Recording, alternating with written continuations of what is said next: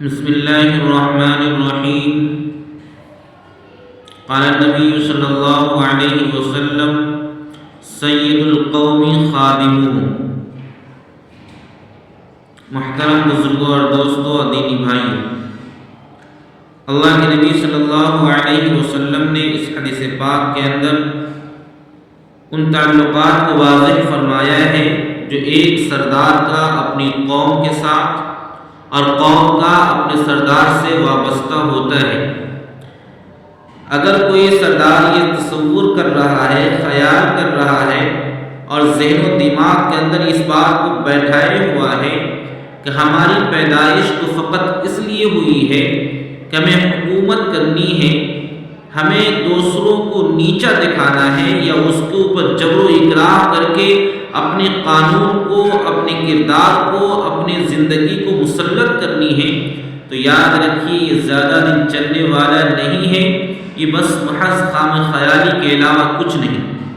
کیونکہ قوم اس وقت تک منظم نہیں ہو سکتی، مطیع نہیں ہو سکتا جب تک قوم کے سردار کے دلوں کے اندر قوم کی ہمدردی، قوم کی دلداری اور اس کا جذبہ اس کے دلوں کے اندر نہ ہو، اس وقت تک قوم کے سردار قوم کے دلوں میں جگہ نہیں بنا سکتا۔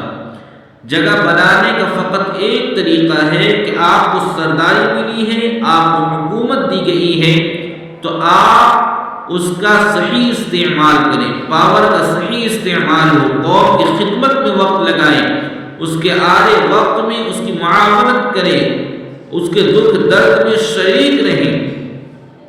اس لیے کہ اللہ کے نبی جناب محمد عربی صلی اللہ علیہ وسلم نے فرمایا سید القوم خادمون، قوم کا جو سردار ہوتا ہے وہ قوم کا خدمتگار ہوتا ہے۔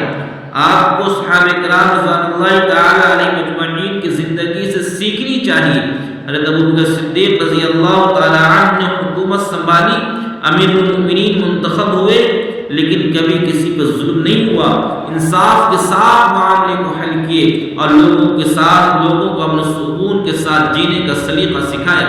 میں نبی کی مثال نہیں دے رہا، نبی کی ذات تو بہت اونچی ہے، ان کی زندگی کو ان کے ماننے والوں نے اپنا کر دکھلایا ہے۔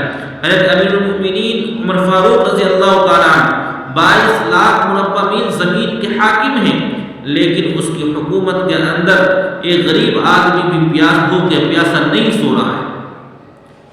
یہ حکومت ہوتی ہے جو دلوں پر حکومت کی جاتی ہے۔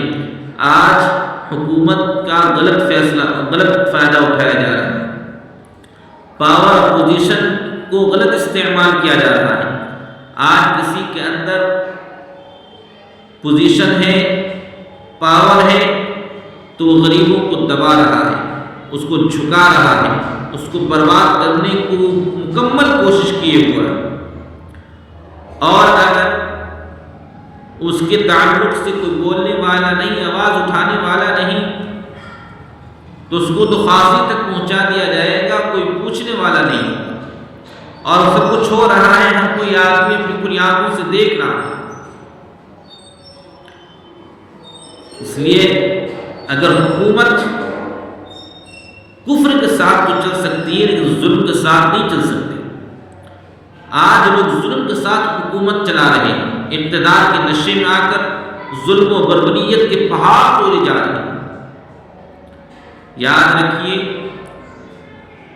جو لوگ ظلم کی انتہا کرتے ہیں، جب عوام بیدار ہوتی ہے اور ظلم کا بدلہ لینے پر آتی ہے، تو وہی پوزیشن میں رہنے والے، پاور میں رہنے والے لوگوں کو سڑکوں پر دوڑا کر مارتی ہے۔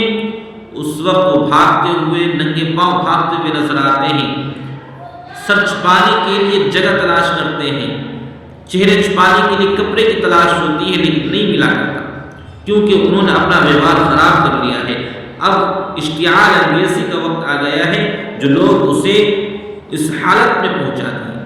اس لیے میرے محترم بزرگوں دوستو، اگر کسی کو سرداری ملی ہے، حکومت ملی ہے، اس کا صحیح استعمال کریں تاکہ مستقبل کے اندر بھی آپ کو موقع دیا جائے، ورنہ عوام بیدار ہے، آپ کو اپنے انجام تک پہنچائے گا۔